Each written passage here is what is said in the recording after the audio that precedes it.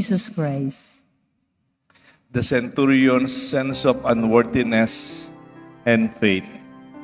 Ang centurion na to, napansin niyo po, hindi po siya taga-Israel.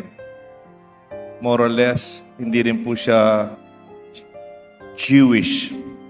Ang tawag po sa mga centurion noon, pagano. Wala po silang pananampalataya, parang they must be Roman. Kaya nga po hindi lang po sa sundalo, mayroon pong authority.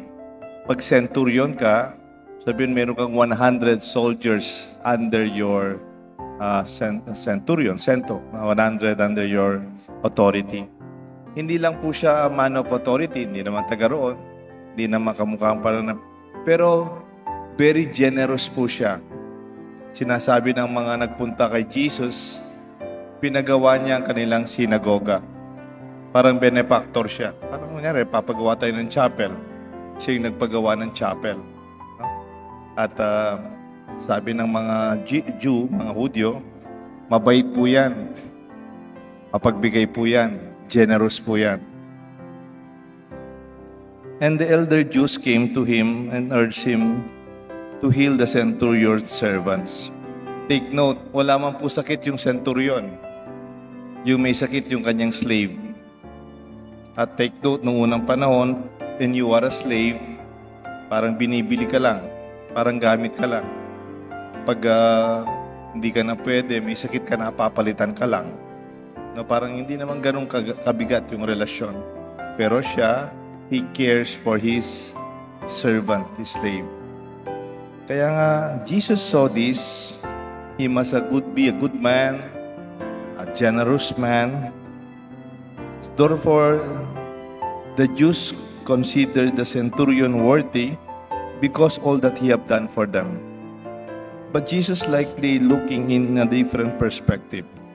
Instead of agreeing that the man deserved a favor because he had done so many generous deeds for the Jewish community, Jesus considered two other qualities of the Jewish centurion.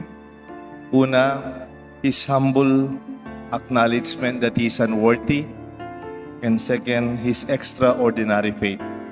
Hindi lang po yung mapagbigay siya, matulungin siya, mapagmahal siya sa may sakit na alipin. Ang tingin niya sa sarili niya, hindi karapat-dapat. At ang kanyang pananampalataya sa Diyos, napakalakas, napakalalim.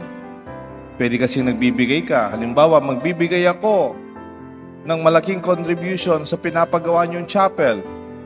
Maganda naman yun. Pero hindi naman siya naniniwala. Wala naman siya pananampalataya. Pero generous siya. Pwede naman pala. Tumutulong ako sa may sakit na to. Pero hindi naman siya naniniwala sa Diyos. O pwedeng very proud. Mabait na tao ako, nagbibigay ako, marami akong tinutulungan. That is not faith. That is pride. The elders of the Jews highlighted the centurion's good works to convince Jesus to help him.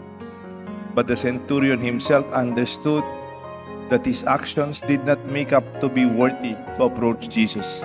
Siya mismo ayaw niyang lumapit kay Jesus. Nakikita niya sa niya, hindi ako karapat-dapat. Similarly, when he comes to Jesus, he did not rely on his good deeds or acts of devotion. We set them aside. We are all unworthy. Instead, we bring our genuine need for him, fully trusting that Jesus can help us and He is eager to do so. Dapat pag lumalapit tayo kay Jesus, huwag nating ipagyabang yung nagawa natin. Lord, matagal na akong nagsiserve sa simbahan. Lord, marami na akong misa na attend. Marami na akong tinulungan ng mga tao. Marami na akong projects na ginawa. Huwag natin pagmalaki kay Jesus yan. Si Jesus, tinulungan niya yung slave ng centurion. Not because of the merits of the centurion himself. Not because he deserves to. but he was given the grace of his mercy. We are all unworthy. Instead of being genuinely in need of him, trusting fully that Jesus can help us, because Jesus himself is eager to help us. What we think we deserve does not matter to Jesus, because grace, and by his very nature, is a gift he wants. He haven't earned.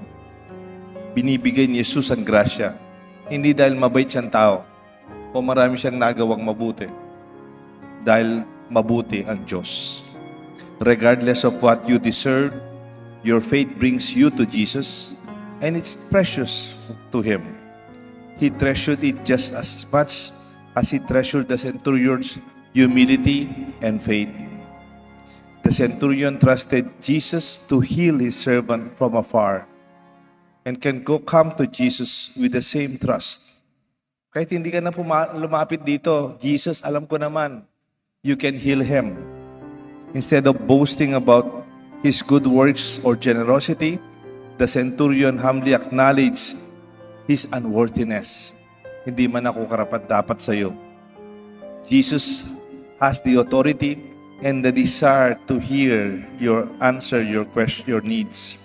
His love for you and to every person or every situation, what that matters to you is all that encompassing.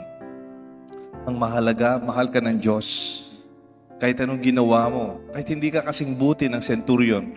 Kung hindi ka kamukha ng centurion na pwede kang pagawang chapel o synagogue.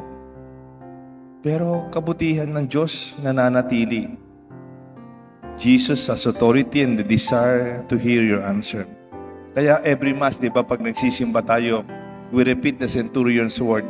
Ano yung salita ng centurion, ng gospel na to, na ginagamit natin sa misa before communion? Lord, I am not worthy that you should enter under my roof, but only say the word, and my soul, my servant, will be healed. Sabihin mo lang, kahit hindi ka na pumunta dito, ang panalangin ko, susunod. However, you don't have to wait for the Mass to use these words. They are fitting wherever you go to come to the Lord with a request.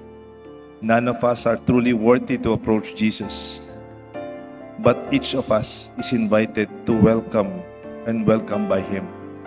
Kahit walang misa, halimbawa, walang misa, hindi ka nagsimba, pero pwede mong gamitin itong panalangin sa ating puso.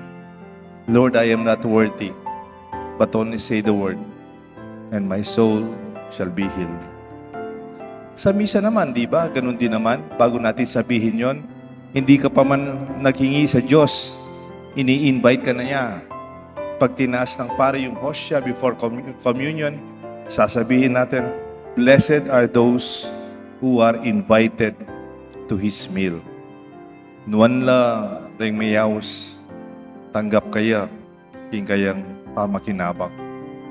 That's why, even without us asking for the grace, Jesus is already inviting us. Don't hesitate to lay your petitions at His feet. Jesus, I know I don't deserve your mercy and grace, but still I believe that you want to help me. Let this be our good news. Let us be inspired by the centurion's sense of unworthiness, his humility and faith. And let this be our good news and our inspiration today. The Father, the Son, and the Holy Spirit. Amen.